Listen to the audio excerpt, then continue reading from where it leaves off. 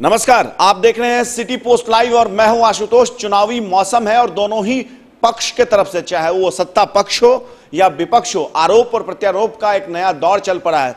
जहां सत्ता पक्ष राष्ट्रवाद और विकासवाद के मुद्दे पर विपक्ष को घेर रही है, तो वहीं विपक्ष और महागठबंधन नोटबंदी और शराबबंदी जैसे मुद्दों पर लगातार केंद्र की मोदी सरकार हो या बिहार के मुख्यमंत्री नीतीश कुमार हो, इन दोनों को घेरती नजर आ रही है।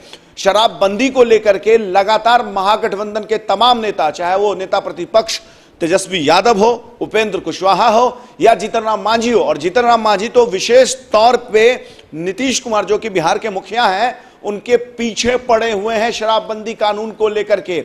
आज अपने मैनिफेस्टो में, यानी कि आज आरजेडी ने अपना मैनिफेस्टो घोषित किया, घोषणा पत्र जारी किया, और इस प्रेस कॉन्फ्रेंस में भी गाहे बगाहे आरजेडी के तमाम नेता, चाहे वो नेता प्रतिपक्ष खुद हो या जो बड़े प्रवक्ता हैं मनोज झा, इन सभी ने कहीं ना कहीं इस बात की ओर संकेत दिया कि अगर उनकी सत्ता वापसी होती है तो शराबबंदी जैसे कानून पर पुनर्विचार किया जा सकता है। लेकिन जो सबसे मजेदार बात निकलकर सामने ये आ रही है कि जीतन राम मांझी शराबबंदी जैसे मुद्दे को लेकर के चुनावी सभा में जा रहे हैं और नीतीश सरकार पर लगातार ये आरोप लगा रहे हैं कि ये जो शराबबंदी कानून है, ये काला कानून है और इसके तहत सरकार दलितों, पिछड़ों और गरीबों पर लगातार अत्याचार कर रही है, जबरदस्ती जेल में ठूस रही है। दरअसल आज ये पूरा मामला तब सामने आया जब जीतन राम मांझी, जो कि बिहार के पूर्व मुख्यमंत्री हैं, वो आरजेडी के प्रत्याशी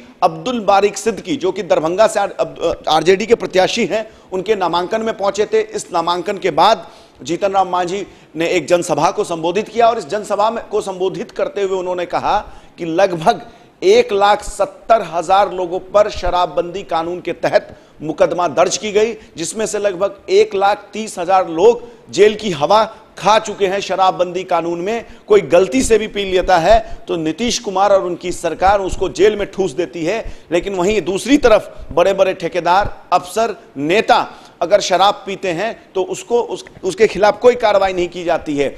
इसके साथ साथ उन्होंने शराबबंदी कानून पर भी सवाल उठा दिया। उन्होंने कहा, हमारे माननीय मुख्यमंत्री नीतीश कुमार जी ने शराबबंदी और बालूबंदी के नाम पर आज क्या नाटक कर रहे हैं, कितने गरीबों को आज सजा दे रहे हैं, आपसे छिपी हुई बात नहीं है।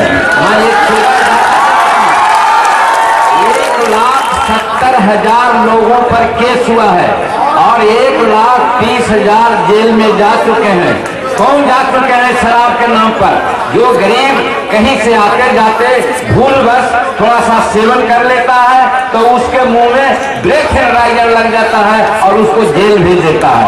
और दूसरी तरफ बिहार के बड़े बड़े ठेकेदार, बड़े बड़े मंत्री, बड़े बड़े अफसर, बड़े बड़े जज का भी मैं कहता हूँ, दावा के साथ कहता हूँ, 11 बजे के बाद सबको मुंह में लाइजर लगाओ। देखो